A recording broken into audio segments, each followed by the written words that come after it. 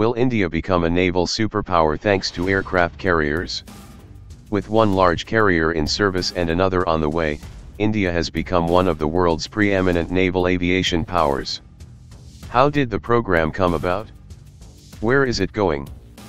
And what is the strategic rationale for India's massive investment in aircraft carriers? The origins of India's carriers. Despite considerable economic challenges, India took carrier aviation very seriously in the years after independence. Unlike China, or even the Soviet Union, India focused on carriers instead of submarines.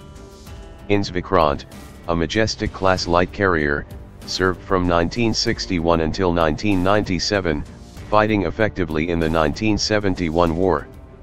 INS Virat, formerly the Centaur class carrier HMS Hermes, joined the Indian Navy in 1987 and served until 2016.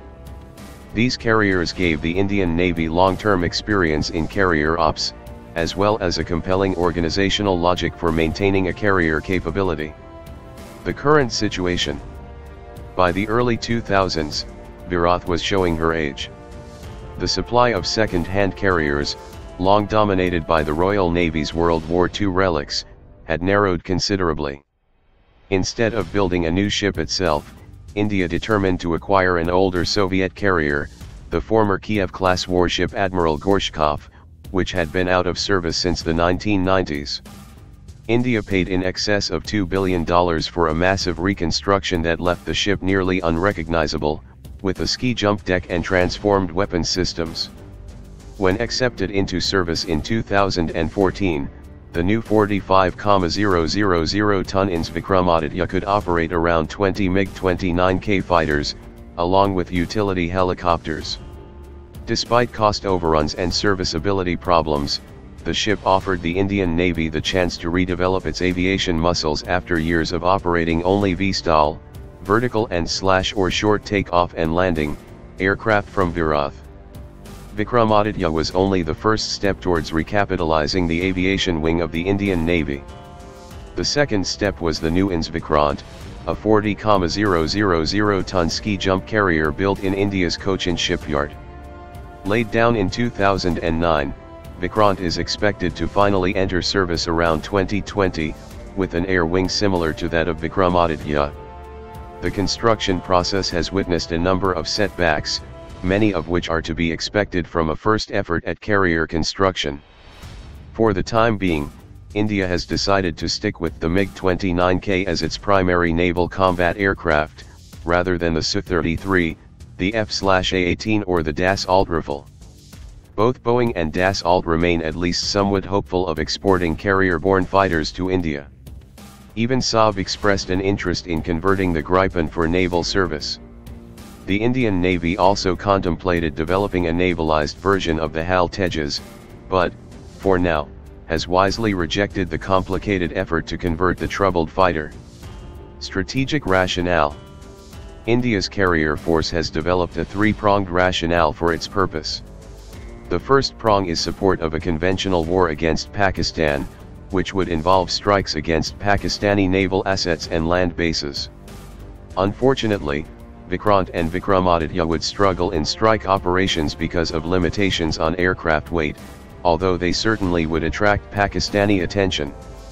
Second, the carriers make the Indian Navy the preeminent force in the Indian Ocean, better able to command the area than any foreign competitor.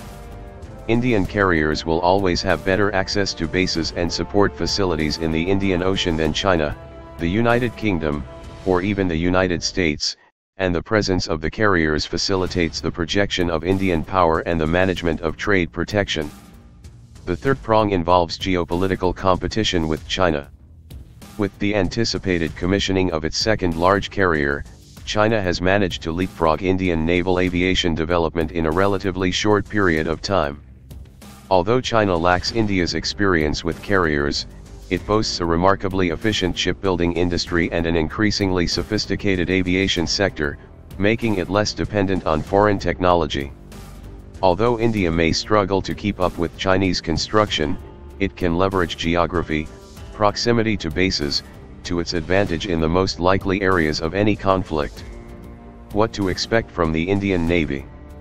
The next step in India's naval aviation project will be INS Vishal, a 65,000-ton conventionally propelled, domestically produced catapult-assisted takeoff but arrested recovery carrier. With experience gleaned from the experience with Vikrant, the design and construction of the carrier will hopefully go more smoothly. It appears as if India will have unprecedented access to US technology for the construction of Vishal, including the EML's electromagnetic catapult system used on the Gerald R. Ford class. Unlike Vikrant or Vikramaditya, Vishal will be able to launch and recover heavy strike aircraft, as well as early warning planes such as the E-2 Hawkeye. Vishal is supposed to enter service by 2030, although that timeline may be optimistic. More recently, a spate of rumors has suggested that India might try to acquire one of the variants of the F-35 Joint Strike Fighter. Deciding to buy the F-35, and then going through with it, would deeply tax India's military procurement bureaucracy, however, and would require a great deal of forbearance from US export control officials.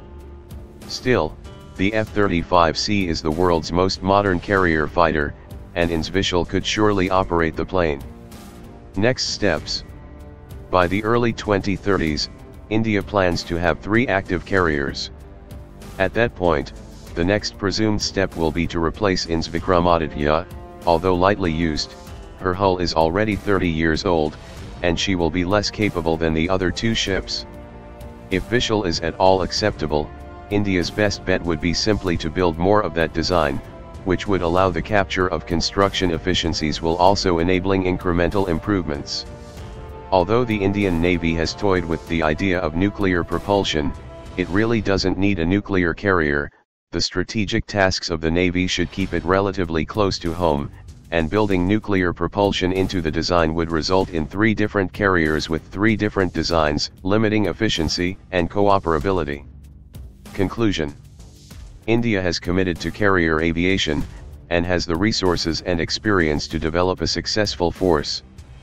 However, India still faces some big decisions, including the choice of a new carrier fighter and the design characteristics of its flagship class of fleet carriers. Much will depend on how successfully India masters the difficulties of large-scale shipbuilding, and how well it integrates new technologies into the design and construction process.